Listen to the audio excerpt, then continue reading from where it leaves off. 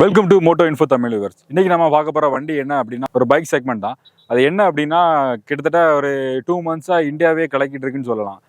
ஒரு super bike வாங்கணும் அப்படிங்கிற எல்லாரோட கனவையும் நினைவாக்குற மாதிரி ஒரு லோ பட்ஜெட்டில் நமக்கு ஒரு பைக் வந்து லான்ச் பண்ணியிருந்தாங்க ரீசெண்டாக. அது என்ன வண்டின்னு பார்ப்போம். அதுக்கு முன்னாடி நம்ம சேனலை மறக்காமல் சப்ஸ்கிரைப் பண்ணிக்கோங்க, பெல் ஐக்கானை கிளிக் பண்ணிக்கோங்க, ஷேர் பண்ணுங்கள் ஃப்ரெண்ட்ஸ் எல்லாருக்கும். வீடியோ பிடிச்சிருந்தா மறக்காமல் லைக் பண்ணுங்கள். ஓகே, வாங்க வீடியோக்குள்ளே போவோம்.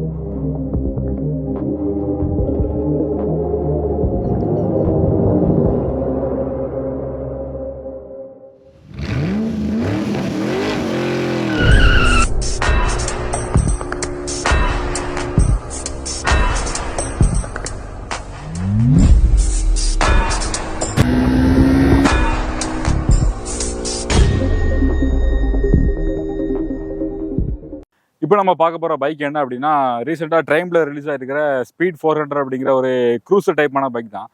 ஆக்சுவலாக க்ரூசர் அப்படின்னாலே தெரியும், ஒரு லாங் ரைடு போகிறோம், ஒரு ட்ராவலிங் டூரிங் எதுவும் பண்ணுறோம் அப்படின்னா ஒரு பெஸ்ட் செக்மெண்ட் வந்து கிட்டத்தட்ட க்ரூசராக தான் இருக்கும் எல்லாருக்குமே.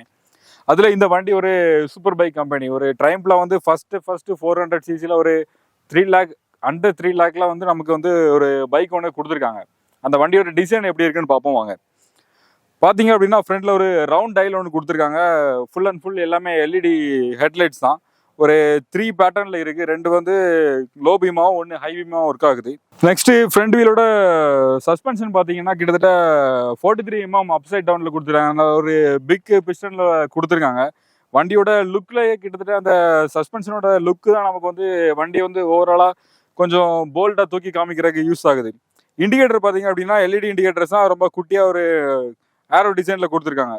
ஃப்ரண்ட்டில் நம்ம அப்படி கீழே பார்த்தோம் அப்படின்னா நமக்கு வந்து கிட்டத்தட்ட ஒரு 110/70 or 17 inch வந்து ஒரு அலைவீல் ஒன்று கொடுத்துருக்காங்க. டயர்ஸுமே நல்ல ஒயிட்டாக இருக்குது. ஃப்ரண்ட்டில் யூஸ் பண்ணியிருக்க டிஸ்க் வந்து கிட்டத்தட்ட 300 mm டிஸ்க் பிரேக் யூஸ் பண்ணியிருக்காங்க. ஆக்சுவலாக இந்த வண்டி வந்து டூயல் சேனல் ஏபிஎஸ்ல தான் வருது. ட்ராக்ஷனுமே இன்க்ளூட் அப்படிங்கிறதுனால உங்களுக்கு வந்து ஹை ஸ்பீடில் ஓட்டும் போது எந்த ஒரு ஃபியருமே இல்லாமல் இருக்குது. சைடில் டிசைன் பார்த்தோன்னா பெருசாக ஒன்றுமே இல்லை. இன்ஜின் மட்டும் தான் நமக்கு 400 cc அப்படிங்கிறதுனால கொஞ்சம் மேசிவாக தெரியுது. அதோட ரேடியேட்டர் பார்த்தீங்கன்னா ஃப்ரண்ட்டில் ஒரு ரெக்டாங்கிள் ஷேப்பில் மேலே இருந்து கீழே பார்த்து கொஞ்சம் பெருசாக கொடுத்துருக்காங்க. வண்டியை ஃப்ரண்ட்ல இருந்து பார்க்கும்போது அந்த ரேடியேட்டரோட லுக் வந்து வண்டி இன்னும் கொஞ்சம் ரகடாக கொஞ்சம் இம்ப்ரூவ் பண்ணி கொடுக்குது. இன்ஜினை நோட் பண்ணிங்க அப்படின்னா இதில் ஒரு ட்ரைம் லோகோ ஒன்று கொடுத்துருக்காங்க. இன்ஜினோட டேக் வந்து கரெக்டாக இந்த இடத்துல பேட்ச் பண்ணியிருக்காங்க. டிஆர் சீரிஸ் 400 cc அப்படிங்கிற ஒரு சின்ன பேட்சிங் ஒன்று இதில் கொடுத்துருக்காங்க. நெக்ஸ்ட் இதில் ஒரு ஸ்பீட் 400 அப்படின்னு ஒரு சின்ன ஒரு லோகோ பிரிண்ட் பண்ணியிருக்காங்க.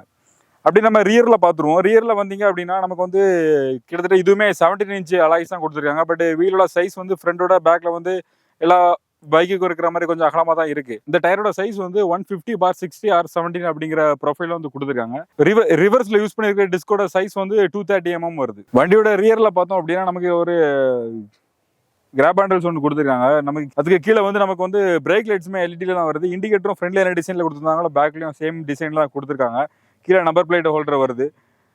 இந்த சைட்ல இருந்து பார்க்கும்போது உங்களுக்கு வந்து வண்டியோட ஹைட் வந்து ரொம்ப பெருசாக தெரியும். எதனால அப்படின்னா ஒரு பக்காவான ஒரு ஸ்போர்ட்ஸ் சீரிஸ் பைக், அதுவுமே இல்லாமல் கோரைடரோட நீங்கள் ட்ராவல் பண்ணும்போது உங்களுக்கு வந்து எக்ஸ்ட்ரா கம்ஃபர்ட்டை கொடுக்கறதுக்காக சஸ்பென்ஷனோட லெவலை நீங்கள் அட்ஜஸ்ட் பண்ணுற மாதிரி ஒரு சின்ன செட்டப்பும் கொடுத்துருக்காங்க. வண்டியோட ரைட் சைடு ஹேண்ட்பாரில் வந்து நமக்கு வந்து 3 சுவிட்சஸ் தான் கொடுத்துருக்காங்க. என்னெல்லாம் அப்படின்னா நமக்கு வந்து இன்ஜின் ஆன் ஆஃப் சுவிட்சு, 2வது அசாட் ஆன் ஆஃப் சுவிட்சு, இன்ஜின் செல்ஃப் ஸ்டார்ட் பட்டன்.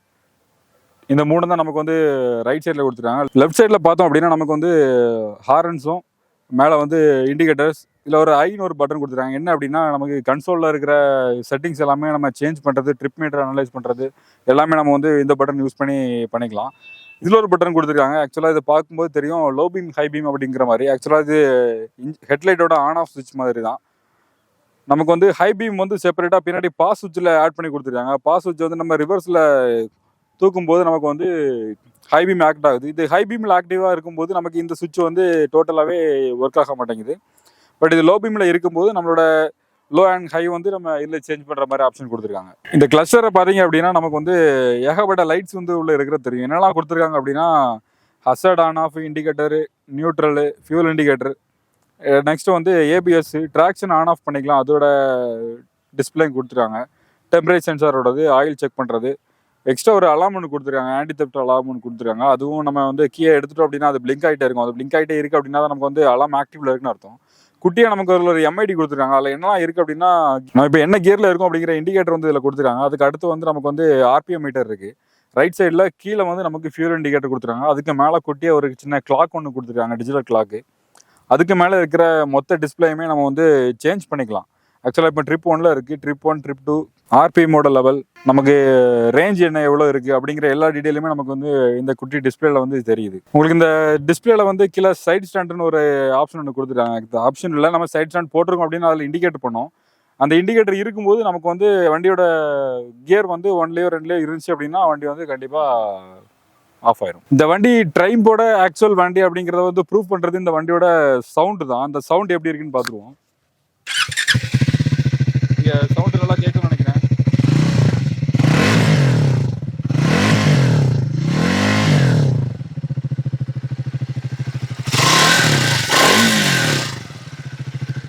இப்போ நம்ம இந்த வண்டி ஃபுல்லாக ஓட்டி பார்த்தாச்சு. இந்த வண்டி வந்து ஓட்டுறதுக்கு எப்படி இருக்குது, யாருக்கெல்லாம் இந்த வண்டி வந்து சூட் ஆகும், இந்த மாதிரி ஆட்களுக்கு இது வந்து வாங்கலாம் அப்படிங்கிற ஒரு சின்ன கிளிப் ஒன்று நான் சொல்லிடுறேன்.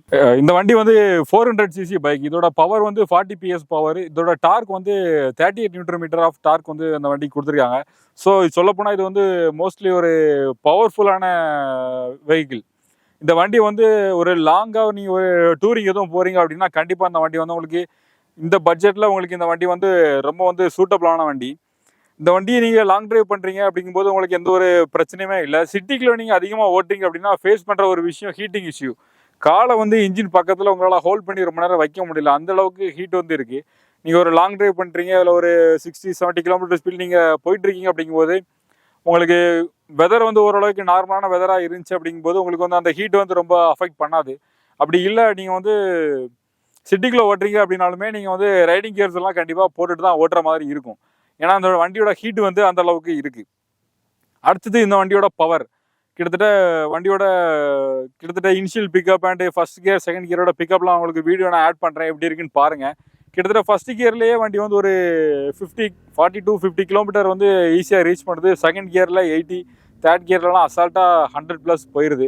எந்த ஒரு லேகுமே இல்லை. பவர் டெலிவரி வந்து அவ்வளவு ஸ்மூத்தாகவே இருக்குது. இந்த வண்டியில் வந்து உட்காந்து ரைட் பண்ணுறதுக்கு கம்ஃபர்ட் எப்படி இருக்குன்னு பார்த்தீங்க அப்படின்னா, வண்டியோட ஹைட்டு நல்லா கொடுத்துருக்கிறதுனால நமக்கு வந்து சஸ்பென்ஷனும் நல்லா வந்து குஷன்ஸுமே நல்லா லாங் டிரைவ் பண்ணுறதுக்கு ரொம்பவே ஹெல்ப் பண்ணுது.